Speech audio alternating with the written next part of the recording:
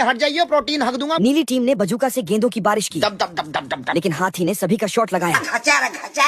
Catch out करने के लिए सभी दौड़े पर बॉल हाथ में आते ही आजा आजा। वह जमीन में घुस गए। अब की बार मच्छरदास तैयार थे और नीली टीम ने जमीन के अंदर से बॉल डाला। अच्छा। ये देख मच्छरदास ने तुरंत ही बैट बदल डाला और धरती खोदकर शॉट मार डाला। ये देख तो आदमी खुजली वाले कुत्तों की तरह बॉल पकड़ने बाउंड्री से बाहर निकल गए। आजा आजा। चीटिंग होता देख मच्छरदास ने बैट की जगह लाठी पकड़ ली और शॉट मारते ही उसका हाथ भन्ना गया और उसने बाउंड्री के 4 चक्कर लगा दिया। दब दब दब। फिर सुअरचंद ने उसे लाठियों से बजा दिया। क्या हो रहा है? वही रेफरी को बिरजू ने बजा दिया। अब की बारी नीले टीम की थी। उसने ऐसा शॉट मारा कि लाल टीम वाले कुछ मौके पर ही मर गए। इसीलिए मच्छरदास रेफरी को यह बताने गया, क्या हो रहा है? लेकिन मार खा गया। अब की नीले टीम के खिलाड़ी ने एक लोहे का डंडा निकाला। हाथी ने तेजी से गेंद फेंका और उसने शॉट मारा, पर लोहे के बैट से भन्ना कर वह नंगा हो गया। हेलो। टकला सेठ डॉक्टर पिंकुआ के घर में झांक रहा था, क्योंकि वह उसके पत्नी की संस्कारी फोटो चुराना चाहता था। लेकिन पिंकुआ को शक हो जाता है कि टकले सेठ के इरादे सही नहीं है। अच्छा, देखिए मार हो जाएगा। इसलिए वह खिड़की पर दीवार बना देता है। सेठ जब दोबारा ट्राई करता है तो उसके दूरबीन का ढकना टूट जाता है। ओह शिट यार। तो वह दीवार पर बम लगाकर दब दब दब दब दब दब। उसे उड़ा देता है। अब तू गया बेटा।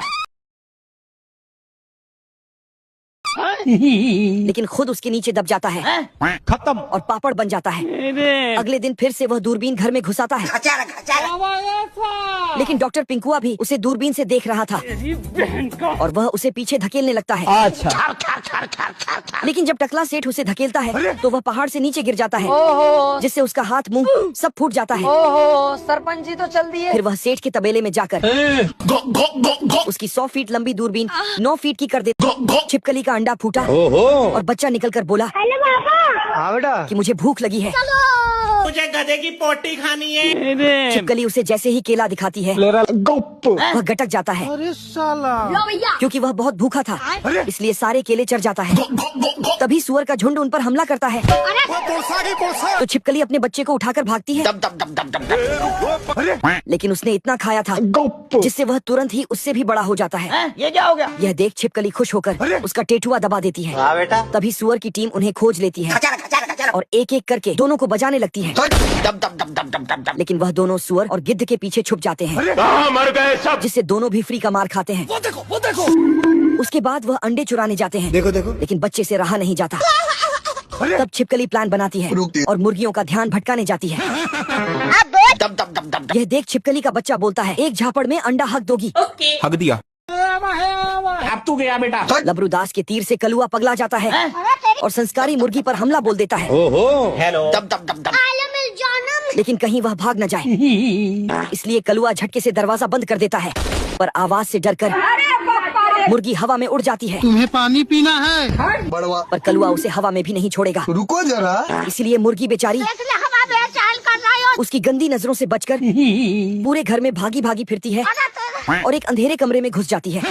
पर कलुआ अंदर पहले से ही था, लेकिन इससे पहले कोई अनहोनी हो वहाँ पर मुर्गी का खसम आ जाता है। लेकिन देरी हो गई। कलुआ तब तक फेविकोल की तरह चिपक गया था। हालांकि एक बार पटकने पर वह छूट गए। पढ़ने लिखने की उम्र है और यहाँ फिर कलुआ ने जैसे ही मुर्गे को देखा उसकी फटकर 64 हो गई। वह माफी मांगने लगा और कहा, माफ करना, गुस्से में इधर उधर निकल जाता हूँ। तुम्हारी बीवी ने मुझे फंसाया है। मैं बीवी बच्चों वाला आदमी हूँ। और फिर पैर चूमने लगता है। दब दब दब दब। मुर्गा उसे बच्चा समझ छोड़ देता है। सरपंच जी तो चल दिए। यह बुढ़ा कुछ ही मिनट में कब्र में जाने वाला है। लेकिन उसी समय उसके घर में छुपे बौने उसके जूते ठीक करने के लिए निकलने लगते हैं। बिरजू ए संगठा। जी सरदार। सभी कार्यशाला में ठुकाई पिटाई में जुट जाते हैं। यह बौना तलवे को सीधा करके कील ठोकता है, दब दब दब दब दब दब दब। लेकिन अगले ही पल तलवा उखड़कर झापड़ की तरह लगता है और कीलों से दूसरा विकलांग होते होते बचता है। सुन मेरी बात। ठीक है समझिया। और यह बौना मेरी गर्लफ्रेंड की तरह तिरछा देखता है, अब देख तू। इसीलिए वह अपने दोस्त को ही ठोक देता है। पहले सुन, ज्यादा बकर बकर मत बोल। फिर उसका दोस्त उसे दूसरी जगह मारने को कहता है, दब दब दब दब दब। लेकिन वह फिर से उसके पैर का भरता बना देता है। ये भी मेरी गलती है। सारी गलती जूते की है। हाँ। और इधर लेवल में ठुकाई हो रही है। दब दब दब दब। थोड़ा छोटा बौना ठोकता है दब दब दब। और बाकी सब बड़े बड़े। ये क्या हो गया? लेकिन एक बार गड़बड़ हो गई, गलती से छोटू ठुक गया। काम टपाटप होता देख ये गरीब बुढ़ा कब्र खोदने निकल पड़ा। चलो भाई। लेकिन बौने कब्र का भी ठेका लेना चाहते हैं। गजोधर। जी सरदार। 2 छिछोरे चूहे बदक का बोरा फाड़कर दब दब दब दब। उसका माल चुरा लेते हैं। जादूगर सैया। तभी बतख को शक हुआ। उसने हाथ डालकर देखा तो बोरा आस्तीन बन चुका था और चूहे माल लूट के भाग रहे थे।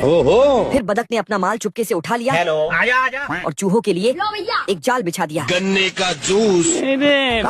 फिर कम बुद्धि वाला चूहा जाल में घुस जाता है, आजा आजा लेकिन गजोधर उसे समझाता है।